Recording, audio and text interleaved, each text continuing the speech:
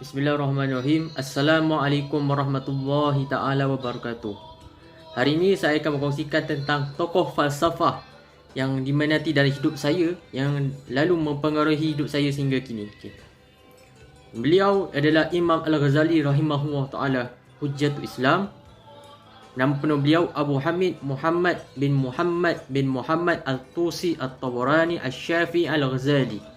Dilahirkan di Tus, iaitu di selatan Iran, dan juga di sempadan Tabrani, itu dia berada di kawasan Iran. Dia dilahirkan pada 450 Hijrah. Beliau pernah belajar di kawasan kelahiran beliau di Tus dan diajar oleh Al-Imam Al-Muhammini Ar-Razakani. Kedua, beliau telah pergi ke Jurjan, iaitu di Jazirah Arab, di mana beliau diajar oleh Imam Abu Qasim Al-Ismaili. Lalu beliau menyambung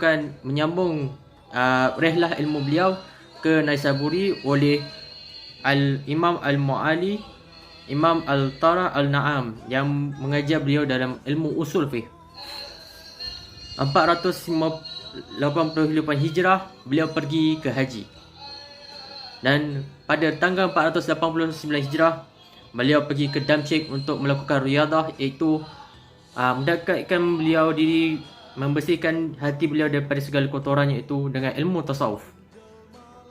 Walaupun pada ketika itu raja memberi jawatan kepada beliau untuk menyandang sebagai jawatan mufti, namun beliau menolak dan pergi ke Damsyik untuk mendalami ilmu tasawuf serta ilmu lain. Akhirnya Imam Al-Ghazali juga pulang ke Tus, lalu mengajar di Madrasah Al-Nizamiyah, iaitu Tus lah, di kawasan Iran dan Tabrani, sehinggalah beliau wafat pada 505 Hijrah. Dan ketika itu banyak sangat kitab yang dikarang oleh beliau.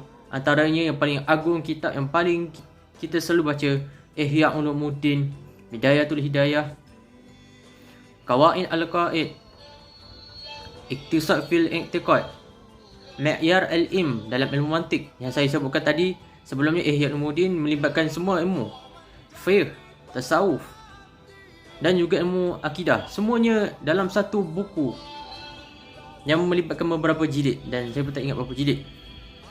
Jadi Imam Ghazali ni memang orang yang saya kagumi, dan saya ikut sampai sekarang dia punya tradisi ilmu beliau.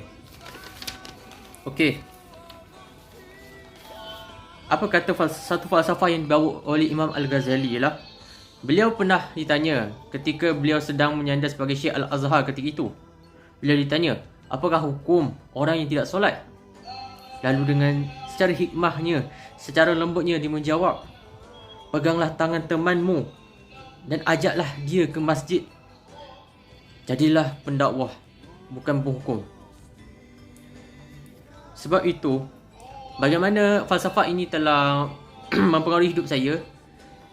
Daripada situ saya bermula untuk berinteraksi dengan orang lain, supaya tidak menghukum secara mata kasar. Contohnya, orang itu tidak solat, ataupun orang itu orang Islam minum arak, lalu kita menghukumnya dia adalah pendosa, salah. Perlu diingati bahawa setiap Muslim adalah pendakwah yang perlu membawa seseorang itu ke arah yang benar dengan jalan yang baik, jalan yang berhikmah, bukan dengan jalan kekasaran. Islam bukan agama menghukum. Yang menghukum hanyalah Allah Subhanahu Wa Taala sahaja di akhirat kelak, menurut syariat Islam, menurut agama Islam itu.